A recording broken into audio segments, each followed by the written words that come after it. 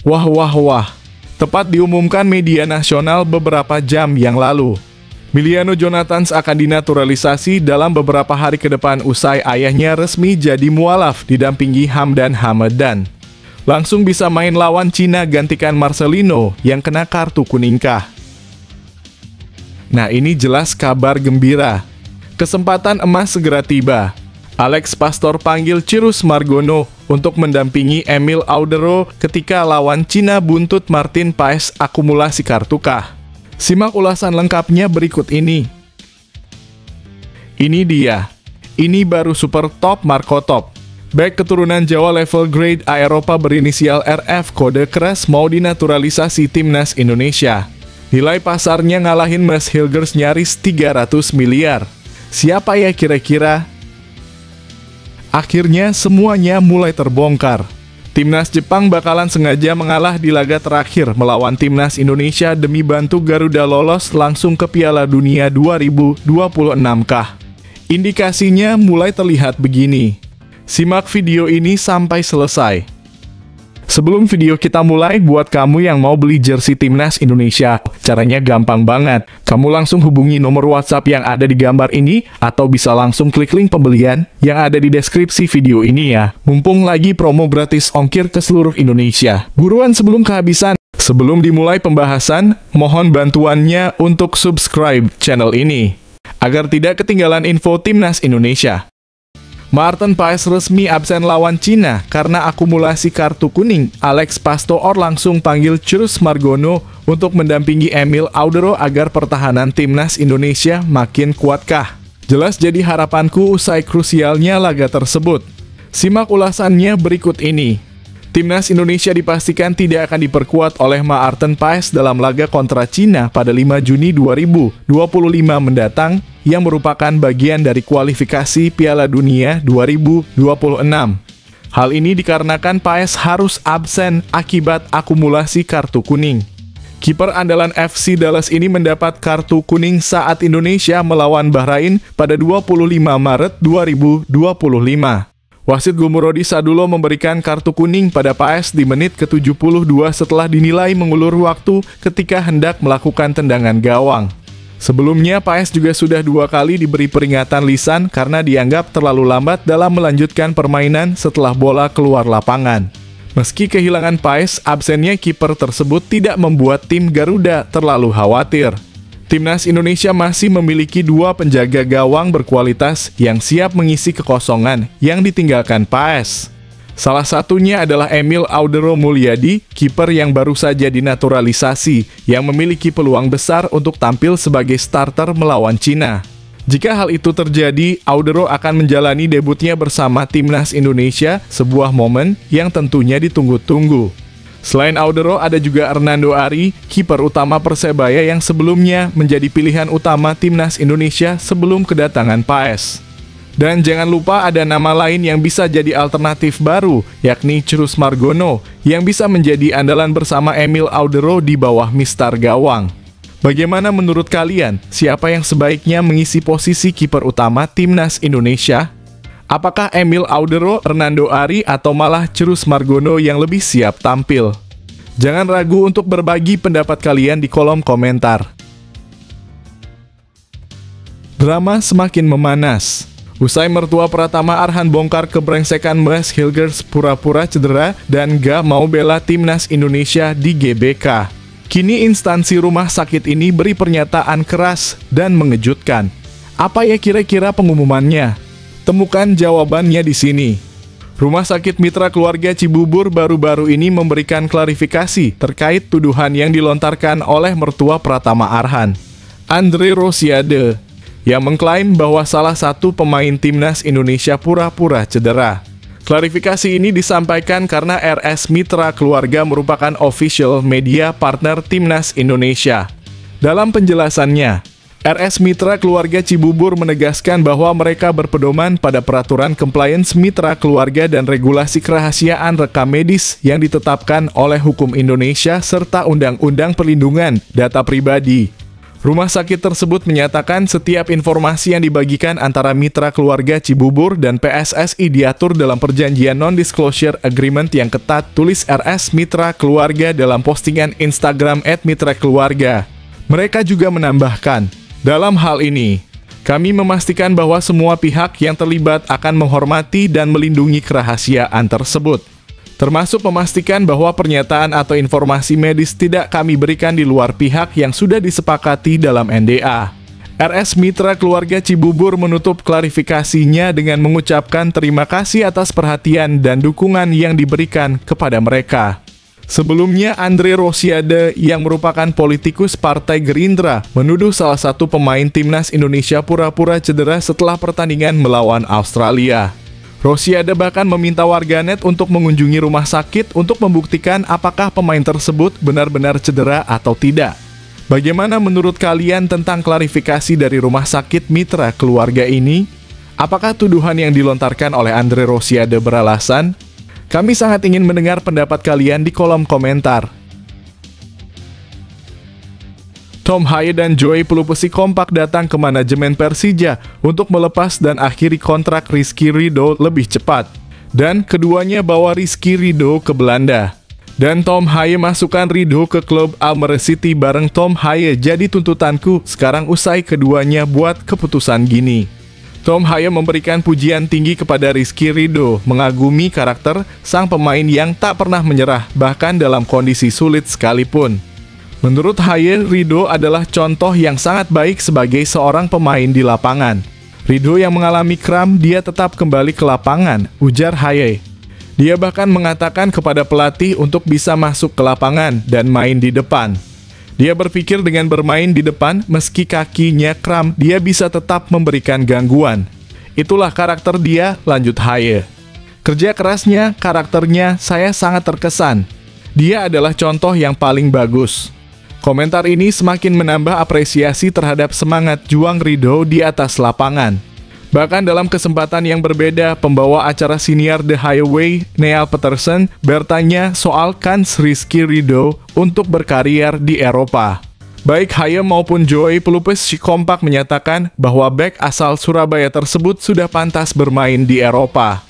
Joey Pelupesi pun menceritakan, kami bercanda satu sama lain di meja makan dengan Ridho. Dia juga ada di sana seperti ayo ke Eropa. Joey menambahkan, saya pikir jika Anda melihat lagi, contohnya pada laga malam ini dalam kurung Indonesia versus Bahrain. Tom Haye juga menambahkan, tetapi hari ini saya juga membaca bahwa dia mencatatkan sapuan paling banyak di Liga 1. Fisiknya sangat kuat, dia punya semangat besar, kuat dalam duel. Mungkin di masa depannya bakal menarik untuknya. Bagaimana menurut kalian, apakah Rizky Ridho sudah siap untuk melangkah ke Eropa? Apakah ada faktor lain yang menurut kalian penting untuk dia pertimbangkan sebelum membuat keputusan besar tersebut? Yuk bagikan pendapat kalian di kolom komentar. Info A1 khusus untuk subscriber setia channel Indonesian Soccer. Bocoran rahasia Miliano Jonathan yang segera disumpah WNI dalam waktu dekat ini makin nyata. Ayahnya terpergok resmi jadi mualaf bersama Hamdan Hamdan jadi kode keras. Penasaran? Simak detail lengkapnya berikut ini. Timnas Indonesia sebentar lagi bakal kedatangan jagoan baru yang sangat menjanjikan. Masih muda, berusia 20 tahun, ia diprediksi akan menjadi andalan baru Patrick Kluivert di lini timnas. Yap, tak salah lagi, ia adalah Miliano Jonathan.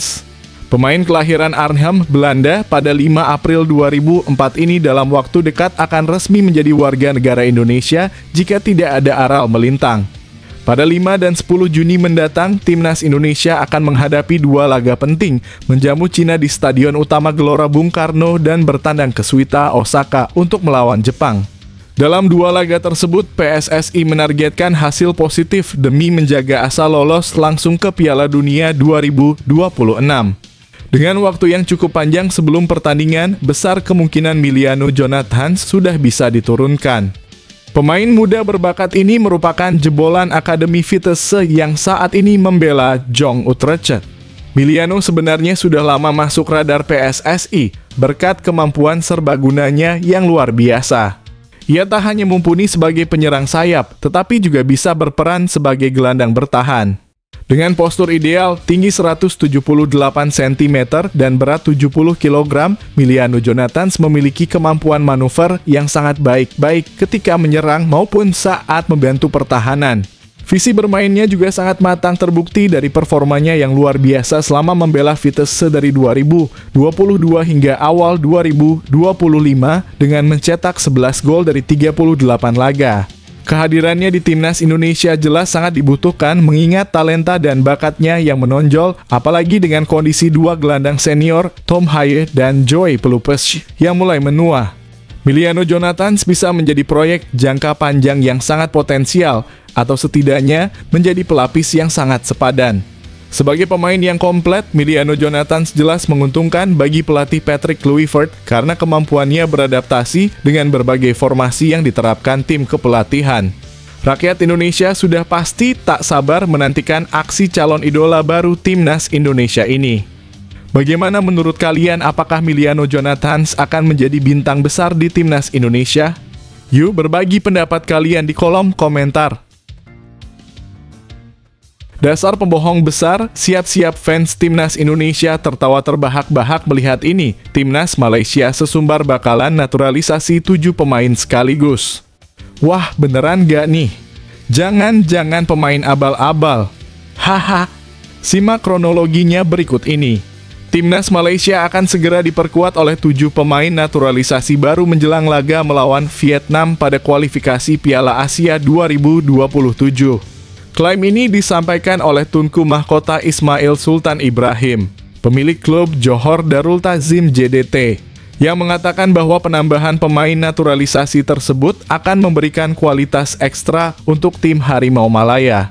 Setelah sebelumnya mendatangkan Hector Havel dan Gabriel Palmero sebagai 2 pemain naturalisasi jelang laga melawan Nepal.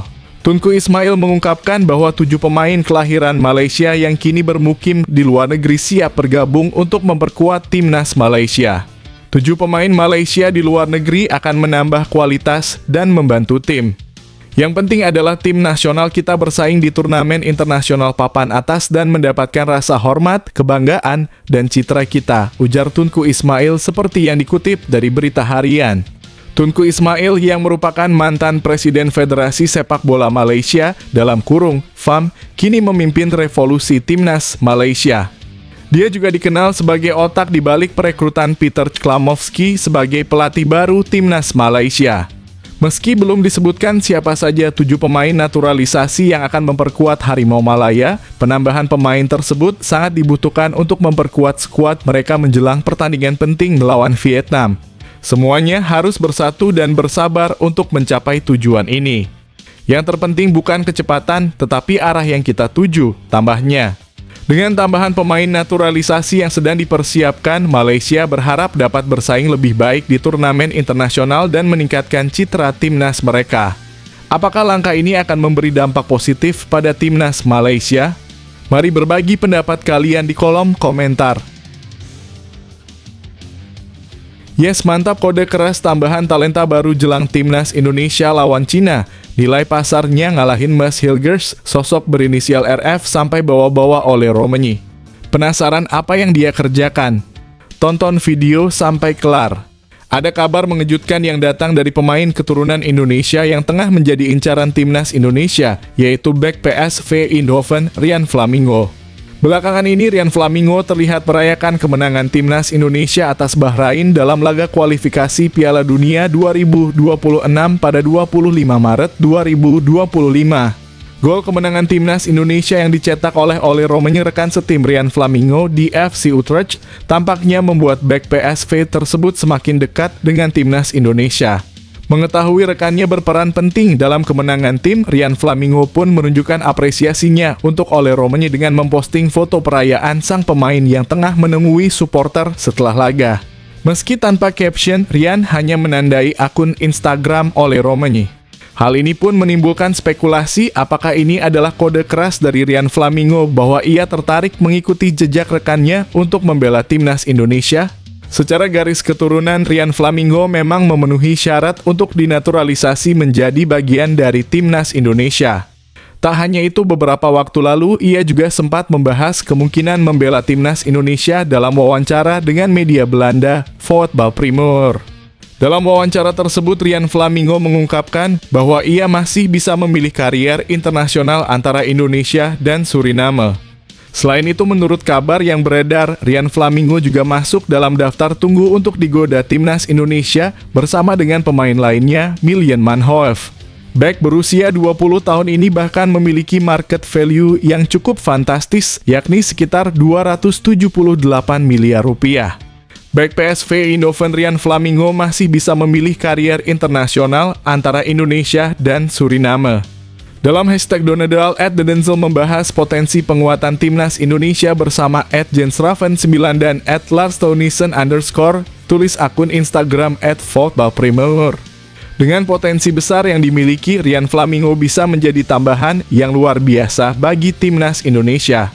Apakah ini saatnya Indonesia kembali menyambut pemain muda berbakat dari luar negeri? Bagaimana menurut kalian? Apakah Rian Flamingo akan memilih untuk memperkuat timnas Indonesia? Yuk bagikan pendapat kalian di kolom komentar. Karma kejam akan terbalaskan. Pengamat bola Belanda ini terang-terangan hina timnas Indonesia. Satu sumber mata pencahariannya terancam hilang dalam waktu 1 jam. Siapakah sosok laknat itu? Ini kronologinya. Pundit Belanda, Klaus Kwakman, baru-baru ini menggegerkan publik pecinta sepak bola Indonesia, khususnya para supporter timnas Indonesia dengan komentar negatifnya mengenai peluang timnas Indonesia di Piala Dunia 2026. Meskipun memahami niat FIFA untuk membuat turnamen lebih inklusif, Kwakman khawatir bahwa hal tersebut akan menurunkan kualitas pertandingan secara keseluruhan, termasuk laga-laga yang melibatkan timnas Indonesia. Ia juga menyatakan ketidaktertarikannya untuk menyaksikan laga antara timnas Indonesia dan Bahrain pada 25 Maret 2025 lalu. Tidak, saya tidak tertarik ketika melihatnya dalam kurung laga timnas Indonesia versus Bahrain, ujar Kwakman. Saya berharap yang terbaik untuk para pemain dan tentu saja mereka mengejar impian mereka dan jika berhasil akan luar biasa. Tetapi ya Tuhan, jika Anda menonton sore ini, Anda berharap anak saya bertanya apakah saya ingin bermain Rummy Cup dalam kurung permainan kartu. Tentu saja itu bukan level tinggi. Lebih lanjut, Kwakman menambahkan saya mendoakan yang terbaik untuk mereka yang mengejar impian. Tapi jika nanti harus menonton dalam kurung oleh Romania melawan Sudan di Piala Dunia, saya lebih memilih bekerja saja. Kwakman menganalisis bahwa dalam laga timnas Indonesia kontra Bahrain, para pemain tampak mudah terjatuh dan bermain di bawah kondisi fisik yang tidak optimal. Mereka mengalami kram dan jatuh di lapangan. Tidak ada kecepatan sama sekali, tetapi tentu itu sulit. Dengan penambahan di Piala Dunia menjadi 48 negara, Anda akan mendapat negara peserta seperti Indonesia, tuturnya. Meski pernyataannya terkesan kritis, Kwakman mengakui bahwa para pemain sudah berjuang keras untuk lolos ke Piala Dunia 2026. Namun respons keras dari publik Indonesia terhadap komentarnya ternyata tak hanya berhenti di situ. Dalam waktu singkat, akun Instagram Kwakman tiba-tiba lenyap dari dunia maya diduga akibat hujatan keras yang dilontarkan oleh netizen Indonesia. Hal ini dibagikan oleh akun Instagram @garudanusantara_official yang mengungkapkan bahwa akun Kwakman di Instagram hilang dalam hitungan jam setelah komentar tersebut viral. Woi, serem banget kalian ini. Akun Instagram beliau dibuat tumbang oleh netizen hanya dalam hitungan jam. Padahal gue post konten ini udah gaspil nama akun Instagramnya, tulis @garudanusantara_official. Dengan segala perdebatan ini, pertanyaannya adalah apakah kritik yang diberikan Kwakman memang beralasan ataukah hanya sebagai bentuk ketidakpahaman terhadap perkembangan sepak bola Indonesia? Bagaimana menurut kalian, apakah timnas Indonesia memang siap bersaing di level internasional yang lebih tinggi? Yuk bagikan pendapat kalian di kolom komentar. Gila, kualifikasi Piala Dunia ronde 3 kembali memakan korban. Pelatih yang dikagumi fans timnas Indonesia mendadak kehilangan pekerjaannya bersama timnas Irak. Berinisial JC. Kok bisa? Ini berita lengkapnya. Jesus Casas resmi dipecat dari jabatannya sebagai pelatih timnas Irak setelah hasil buruk yang dialami tim pada kualifikasi Piala Dunia 2026 zona Asia. Kabar pemecatan ini pertama kali diungkapkan oleh jurnalis Irak Omar Kahtan pada Rabu (26 Maret 2025) setelah kekalahan mengejutkan 1-2 dari timnas Palestina pada Selasa malam 25 Maret 2025. Kekalahan tersebut membuat peluang Irak untuk lolos otomatis ke Piala Dunia 2026 semakin terancam.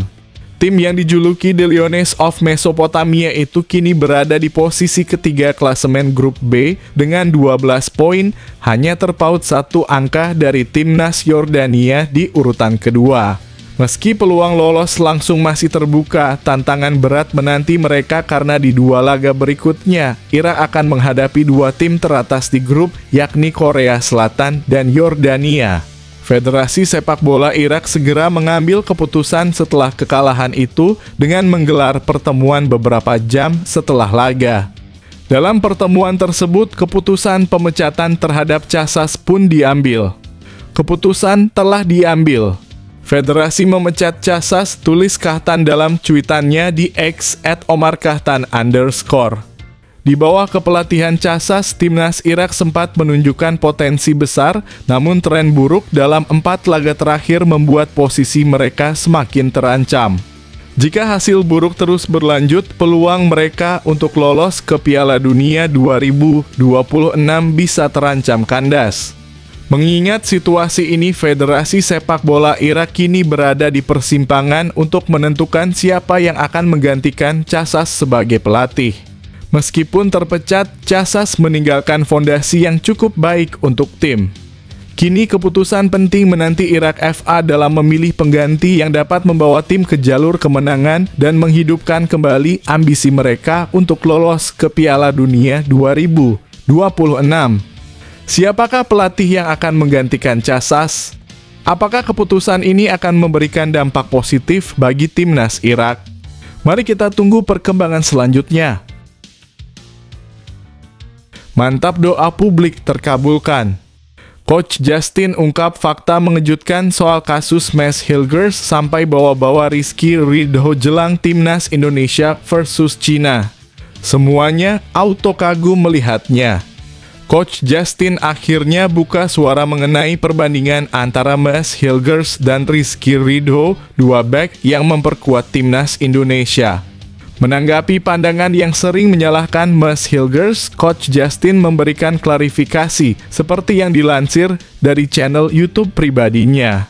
Menurut Coach Justin, Max Hilgers sebenarnya memiliki kualitas yang cukup baik yang terlihat jelas dari penampilannya di klub FC Twente, di mana ia selalu menjadi starter. Bahkan kabar beredar bahwa Max Hilgers akan pindah ke klub besar pada tahun depan. Max itu main di Twente, main starter, ujar Coach Justin. Gosipnya dia akan ke klub besar tahun depan, tambahnya. Dari segi kualitas di atas kertas, Coach Justin menilai Max Hilgers memang memiliki kualitas yang lebih unggul dibandingkan dengan Rizky Ridho. Jadi memang dia secara di atas kertas lebih bagus daripada Rizky Ridho. Kenapa Rizky Ridho dicadangi? Ungkapnya. Namun Coach Justin menekankan bahwa kualitas pemain bukanlah segalanya. Dalam sepak bola, kekompakan antar pemain juga sangat penting. Tapi lebih bagus dan lebih kompak itu different cake, tegasnya. Kekompakan dan kesesuaian antar pemain di lapangan seringkali menjadi faktor penentu keberhasilan tim. Sejak era Shin Tae-yong, Jay Itzes lebih sering dipasangkan dengan Rizky Ridho sebagai bek utama timnas Indonesia. Coach Justin mengungkapkan bahwa duet antara Itzes dan Ridho sudah terbentuk dengan baik dan lebih solid. Itzes sama Max jarang main, Itzes sama Rizky Ridho sering main dan lebih cocok, jelas Coach Justin. Karena itu meskipun Max Hilgers secara individu mungkin lebih unggul di atas kertas, duet Itzes dan Ridho lebih cocok dan solid di lapangan. Jadi bukan lebih bagus atau tidak, tapi lebih cocok, kata Coach Justin menegaskan. Ini menunjukkan bahwa dalam sepak bola, faktor kesesuaian antar pemain lebih penting ketimbang kualitas individu semata. Bagaimana menurut kalian? Apakah kekompakan tim lebih penting daripada kualitas individu? Jangan ragu untuk berbagi pendapat di kolom komentar. Yes, ini baru kabar gembira. Timnas Jepang bakalan sengaja mengalah ke Timnas Indonesia di laga terakhir demi muluskan Indonesia ke Piala Dunia 2026-kah? Saksikan semua ulasannya di sini. Timnas Jepang harus puas dengan hasil imbang 0-0 melawan Arab Saudi dalam laga lanjutan grup C kualifikasi Piala Dunia 2026 zona Asia yang digelar pada Selasa 25/3/2025 di Stadion Saitama, Jepang. Meskipun mendominasi jalannya pertandingan, tim asuhan Hajime Moriyasu kesulitan untuk menembus pertahanan ketat Arab Saudi. Setelah pertandingan, Moriyasu memuji penguasaan bola yang baik dan ketangguhan timnya dalam bertahan yang terbukti dengan terciptanya chance. Kami menguasai bola dan menekan lawan, kata Moriyasu, seperti dilansir bolasport.com dari laman resmi AFC. Para pemain menjalankan pendekatan yang kami maksud dengan baik, baik secara taktik maupun mental, menjaga fokus dan mencegah serangan balik sambil menciptakan peluang, ujarnya. Namun meski tampil mendominasi, Moriyasu mengakui bahwa hanya menguasai pertandingan saja tidak cukup. Pelatih asal Jepang tersebut kecewa karena timnya gagal mencetak gol meskipun memiliki beberapa peluang. Moriyasu menilai bahwa ini adalah kekurangan yang perlu diperbaiki oleh timnya. Hanya mendominasi penguasaan bola saja tidak cukup, kami perlu memanfaatkan peluang yang ada. Kami harus mengembangkan kemampuan untuk beradaptasi dengan menerapkan rencana B, rencana C, dan alternatif lainnya, tegas Moriyasu. Dia juga menekankan pentingnya kemampuan menyelesaikan pertandingan dengan kemenangan sebagai sebuah tim. Pertandingan ini menyorot perlunya kami memperkuat kemampuan kami untuk menyelesaikan pertandingan dan mengamankan kemenangan, ujar Moriyasu. Dengan kekurangan tersebut, Timnas Indonesia bisa memanfaatkan peluang di pertemuan berikutnya melawan Jepang. Apakah tim Garuda akan mampu mengeksploitasi kelemahan Jepang? Bagikan pendapat kalian di kolom komentar.